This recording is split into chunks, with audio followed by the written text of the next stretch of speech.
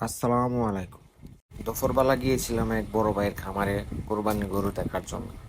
যদিও তারা বিশ্রাম মগ্ন ছিল, আমরা গিয়ে তাদের বিশ্রামের ব্যাঘাত ঘটালাম।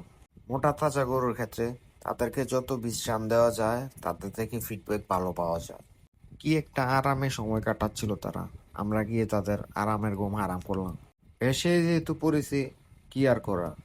মোটা তাজা গরু করতে চাইলে তাদেরকে যত বিশ্রাম দেওয়া যাবে তাদের থেকে অনেক ভালো ফিডব্যাক পাওয়া যায়। মাশাআল্লাহ, লাল গরুগুলা অনেক সুন্দর হয়েছে।